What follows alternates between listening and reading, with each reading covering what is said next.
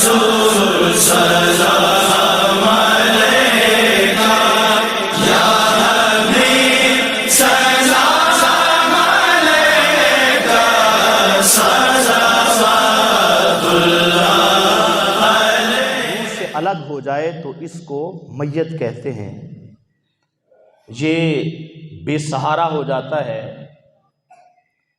اور جب انسان کے جسم سے روح نکل جاتی ہے تو آپ نے جنازے کے موقع پر یہ خود مشاہدہ کیا ہوگا کہ پھر کیا ہوتا ہے، پھر اس کو میت کا نام دیا جاتا ہے، وہ بے سہارا ہو جاتی ہے، اور اس جسم کو کیا کرتے ہیں، جا کے مٹی میں اس کی تدفین کر دیتے ہیں، اور روح جو ہے وہ کہاں جاتی ہے؟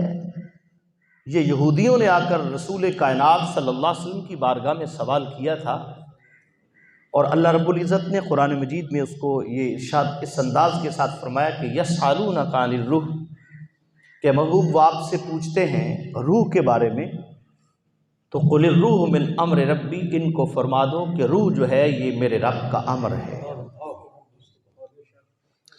یہاں قابل توجہ بات ہے کہ روح اور جسم کی آپس میں کوئی مماثلت نہیں ہے۔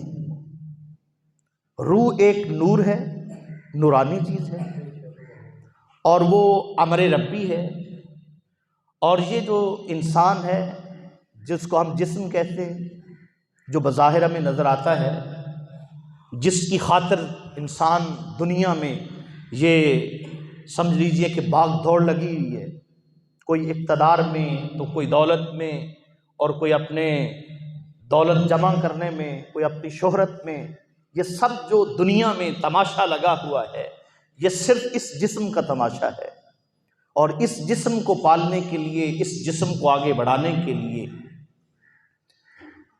اب یاد رکھیں گے کہ یہ مٹی سے بنا ہے، آگ سے، ہوا اور پانی، چار عناصر ہیں، یہ چار عناصر سے یہ جسم بنایا گیا ہے، اور روح جو ہے وہ ان چار عناصر سے پاک ہے، اور وہ روح کو جب اس کے امر ربی کو جب داخل کیا جاتا ہے نا اس جسم میں، پھر یہ چلتا ہے، پھر یہ بات کرتا ہے، پھر یہ کماتا ہے، پھر یہ دوڑتا ہے۔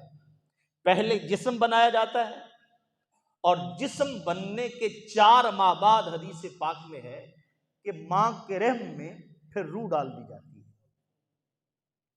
اور ساتھ ہی ایک اس کے گلے میں تختی لٹکا دی جاتی ہے کہ یہ شقی ہے یا سعید ہے، بدبخت ہے یا نیک بخت ہے، یہ شروع سے ہی اس کے گلے میں یہ تختی لٹکا دی جاتی ہے، اور پھر انسان کی ولادت ہوتی ہے، اس دنیا میں آتا ہے، پرورش پاتا ہے، کوئی اچھا بن جاتا ہے، کوئی برا بن جاتا ہے، کوئی نیک کہلاتا ہے، کوئی برا، کوئی گناہگار کہلاتا ہے، لیکن یاد رکھیے گا روح کے تقاضے الگ ہیں اور جسم کے تقاضے کیا ہے؟ الگ ہیں۔ ابتدائی چیزیں یہ سمجھنے والی ہیں، روح چاہتی ہے کہ مجھے میری خوراک ملے، اور جسم چاہتا ہے کہ مجھے میری خوراک ملے، اور اللہ کی قدرت دیکھیے کہ روح کی جو خوراک ہے وہ چونکہ امر ربی ہے، تو روح کی خوراک بھی ایسی ہے کہ جس کا تعلق دنیا سے نہیں، اور جسم چونکہ مٹی سے بنا ہے، زمین سے بنا ہے، اس کی خوراک ایسی ہے کہ اس کا تعلق عالم بالا سے نہیں ہے، اس کا تعلق عالم فنا سے ہے، عالم ناسوت سے ہے۔ مثال کے طور پہ ہم نے کھانا کھانا ہے، روٹی کا تعلق گندم سے ہے، گندم زمین سے بنتی ہے، زمین میں بیج ڈالتے ہیں تو گندم بنتی ہے، اس کو کھانا کہتے ہیں۔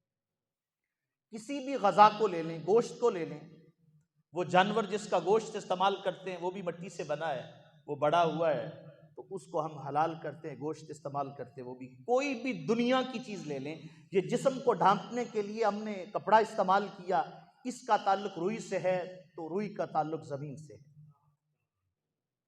اور اگر اس کے استعمال ہونے والی ادویات کو لے لیں، اس کو پالنے والی کوئی چیز بھی لے لیں، اس چیز کا تعلق کس سے ہے؟ مٹی سے ہے، زمین سے ہے، چونکہ یہ زمین سے بنا ہے تو اللہ نے اس کو پالنے کا انتظام بھی زمین میں رکھا ہے۔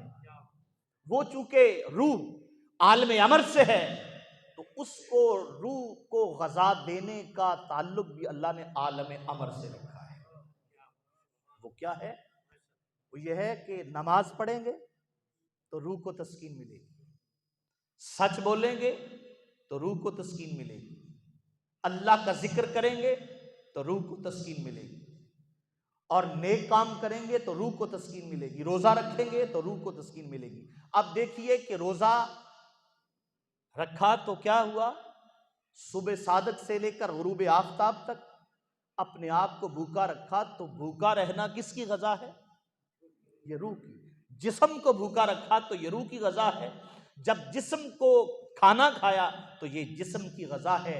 اب اس دنیا میں دو کیٹیگریاں ہیں، ایک وہ لوگ مومنین میں کہ جنہوں نے روح کو غذا بھی دی اور جسم کو غذا بھی دی، یہ عام ہے، اور پھر ایک خاص ہے جنہوں نے روح کو کچھ زیادہ خوراک دی، جسم کو کچھ کم دی۔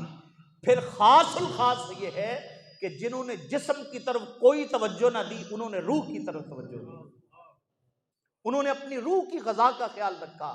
اور یاد رکھ لیجئے کہ جب ہمارا یہ فلسفہ آتا ہے کہ اولیاء اللہ جو ہیں وہ اپنی قبروں میں زندہ اور تابندہ ہے، اس کی حقیقت یہ ہے کہ اصل میں انہوں نے غذا اپنی روح کو دی ہوتی ہے، اور روح کا تعلق چونکہ جسم سے ہے، یہ جسم قبر میں چلا بھی جائے تو روح پھر اس جسم کو مرنے نہیں دیتی۔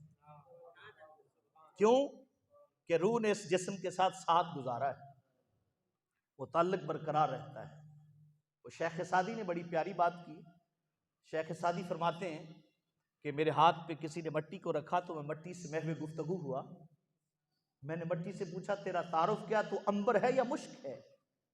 اس نے مٹی محو گفتگوئی شیخ سعدی سے کہا کہ شیخ سعدی میں ہوں تو مٹی، میں خاک ہوں، لیکن جمال ہم نشین در من اثر کر وگرنہ من ہما خاکم، کہ شیخ سعدی بات اصل میں یہ ہے کہ ہوں میں خاک، ہوں میں مٹی، لیکن کچھ عرصہ میرا تعلق گلاب کے پھول کے ساتھ رہا ہے، تو اس لیے جب میں نے گلاب کے ساتھ اپنا وقت گزارا ہے نا تو لوگ اب مجھے مٹی نہیں کہتے، کوئی عنبر کہہ کے پکارتا ہے تو کوئی مشک کہہ کے پکارتا ہے۔ تو انسان کی بات بھی یہی ہے کہ بعض اوقات دنیا میں آ کر دنیا کے معاملات میں انسان پھنسا رہا، بالآخر موت حلق تک پہنچ گئی اور موت نے مہلت نہ دی، بندہ قبر میں چلا گیا۔ اور جو لوگ تھے اہل اللہ، اولیاء اللہ، صالحین، شہداء، صدیقین اور انبیاء جو تھے، انہوں نے آ کر اس عالم ناسوت میں اپنے اس جسم کو نہیں پالا، انہوں نے روح کو پالا ہے، تو آج ان کے نام بھی زندہ ہیں۔ کیوں؟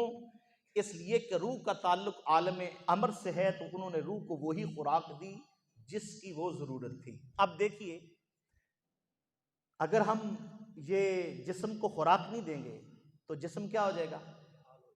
بولیے، کمزور ہو جائے گا، نڈھال ہو جائے گا۔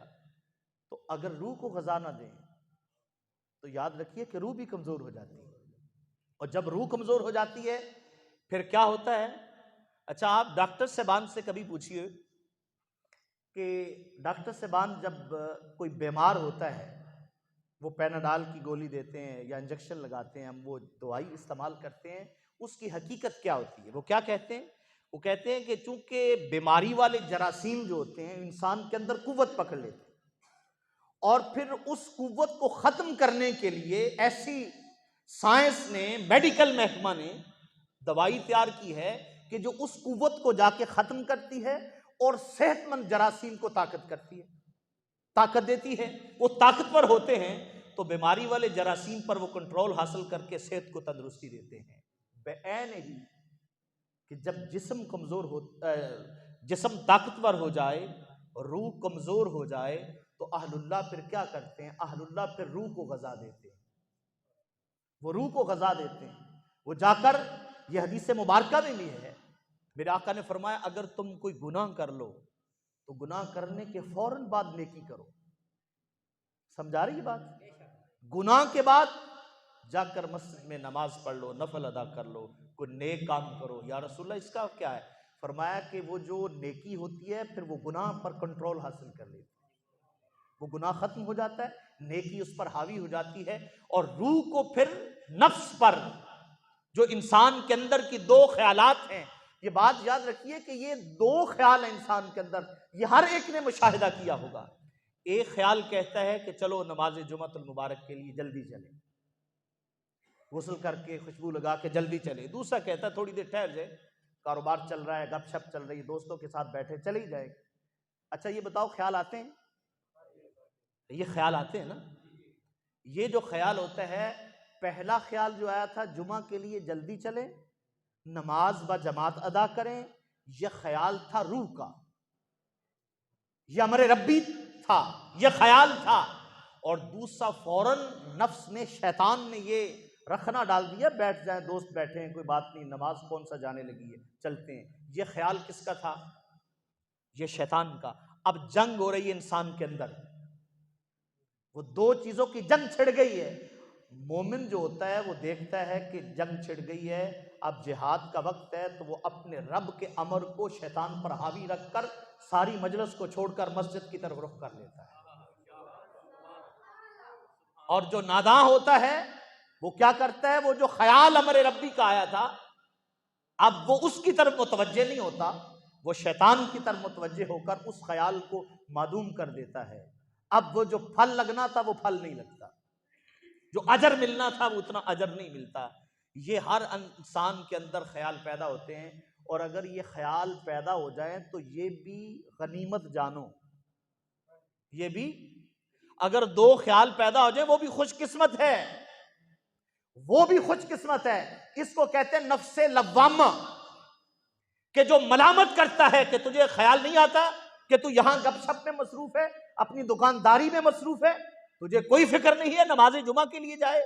یہ جب اندر خیال آتا ہے یہ بھی خوش قسمت ہے، یہ بھی مومن کا نفس لوامہ ہوتا ہے. ایک وہ ہوتا ہے جس کے اندر یہ خیال ہی پیدا نہیں ہوتا، جس کے اندر نیکی کا خیال بھی پیدا نہیں ہوتا.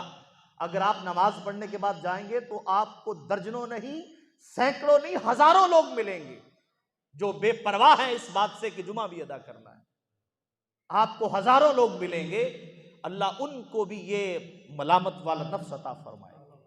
پھر اس سے آگے انسان بڑھتا ہے، جو پچھلے جمعۃ المبارک پر میں نے بیان کیا تھا، اسے کہتے ہیں کہ نفس مطمئنہ. وہ مطمئنہ کیا ہوتا ہے؟ وہ نفس مطمئن یہ ہے کہ اس کا دنیا میں دل لگتا ہی نہیں ہے، وہ مسجد میں آئے تو دل لگتا ہے، وہ رب کی رضا پر بھی راضی رہتا ہے، اور رب اگر کوئی مصیبت نازل کر دے، رب کوئی پریشانی دے دے تو وہ اس پر بھی راضی رہتا ہے. اسے نفس مطمئنہ کہتے ہیں.